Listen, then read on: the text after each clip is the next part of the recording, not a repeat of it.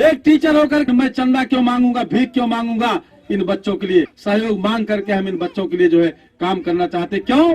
क्योंकि मुझे पता है कि समाज की अगर उन्नति होगी, समाज की अगर तरक्की होगी तो इन बच्चों की शिक्षा से होगी, इन बच्चियों की शिक्षा से होगी।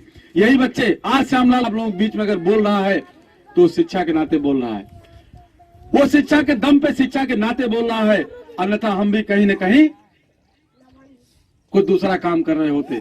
हम चाहते हैं कि सभी बच्चे श्यामलाल मलाह से बढ़ करके हों और आगे जाएं, इंजीनियर बने, डॉक्टर बने। इसके लिए साथियों काम करना होगा। जीने खाने के लिए हर कोई जीता खाता है, अगर उसी लिए जीवन हमारा रह जाए, जीने खाने के लिए, ऐश करने के लिए, तो जीवन का कोई मतलब नहीं है। क्योंकि ये काम जानवर और कीड़े मकोड़े भी करते हैं। जीने खाने का काम जानवर और कीड़े मकोड़े भी करते हैं।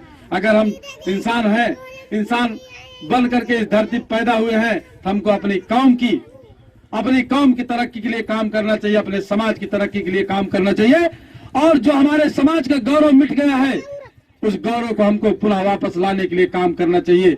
और गौरव आपका तभी वापस आ सकता है, आपका गौरव, आपकी आजा पुरखों की विरासत, उनका गौरव, उनका सम्मान उस तरह का आपका तभी वापस आ सकता है जब आपके बच्चे पढ़ाई लिखाई का काम करेंगे, शिक्षा के क्षेत्र में आगे जाएंगे। क्योंकि एक कलम का युग है, एक कलयुग है, कलयुग एक कलम का युग है। जिनके हाथ में कलम है वही सबसे ताकतवर है आज की डेट में। कलम की ताकत है और इस कलम की ताकत से अपने बच्चों को बताना होगा, समझाना होगा। मेरे भाइयों बहनों, यही चीज मैं आप लोगों के बीच में बताने आया हूँ।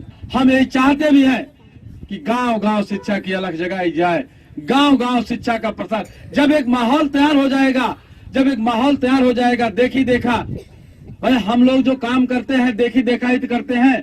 कहीं एक जगह भात होता था तो होता था हम भी गए जगन्नाथ जाएंगे, भात करेंगे, यही तो होता था।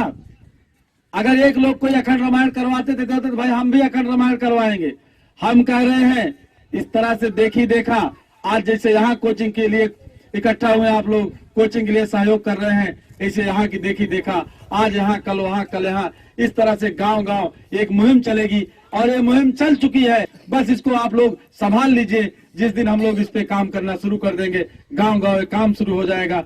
हमारे बच्चे जो आज सबसे खराब स्थिति में, तो शासन प्रशासन में आप कहीं जाते हो, लेखपाल अगर कोई भी काम आप कहो, लेखपाल कानूनगो से 2-2, 4-4 बार, 10-10 बार आपको दौड़ाता है, आपकी नहीं सुनता है। इसलिए नहीं सुनता है कि आपकी वैल्यू कोई नहीं है। उसको पता है कि पढ़े लिखे लोग नहीं है, इनको नियम कानून नहीं पता है, इनको संविधान नहीं पता है, इसलिए जो है आपकी वैल्यू वो नहीं करते हैं। लेकिन आप जिस दिन ये स्थिति बन जाएगी, वो पढ़ने लिखने की स्थिति बन जाएगी, हमारे लोगों के बीच से पढ़े लिखे हो जाएंगे, कानून और संविधान के जानकार हो जाएंगे, उस दिन से आपको जो है आपका सम्मान बढ़ जाएगा, सम्मान बढ़ने लगेगा। हमारे लोग अज्ञानता में वोट का महत्व नहीं जानते, हमारे लोग अज्ञानता में वोट का महत्व ही नहीं जानते। वोट राजा बनाने के लिए दिया गया है, बाबा साहब ने वोट शासक बनाने के लिए दिया है आपको कि राजा पैदा करो, अपना राजा बनाओ, राजा। लेकिन हमारे लोग वोट के महत्व को 1000, 2000, 500, 100, 200 रुपया समझते हैं।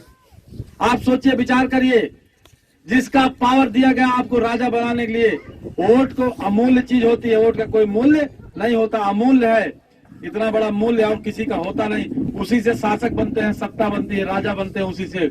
उसको हमारे लोग जो है दलालों कहने पर, दूसरे लोग कहने पर 100, 200, 500 रुपए में दे देते हैं। इस चीज को आपको सिर्फ इसलिए नहीं आप समझ पा रहे हो कि आपके अंदर शिक्षा नहीं है। जब तक शिक्षा नहीं है तब तक सत्ता का महत्व आप समझ नहीं पा रहे हो। बिना शिक्षा के, बिना ज्ञान के आप जान नहीं पा रहे हो कि ये वोट का अधिकार जो है राजा बनाने के लिए दिया गया हमको, हम अपने को राजा बना सकते हैं। लेकिन हम लोग बड़ी बेशर्मी से, हमारे नेता लोग आज कहते हैं कि अपने को लड़े लायक ना ने, यही नाते इनके फलाने के समर्थन किन जाता।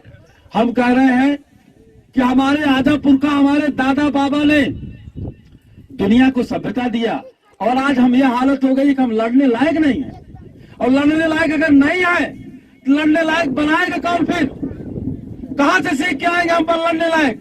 कैसे बनेंगे लड़ने लायक? हमको लड़ने लायक बनना होगा, हमको लड़ने लायक बनने के लिए काम करना होगा साथियों।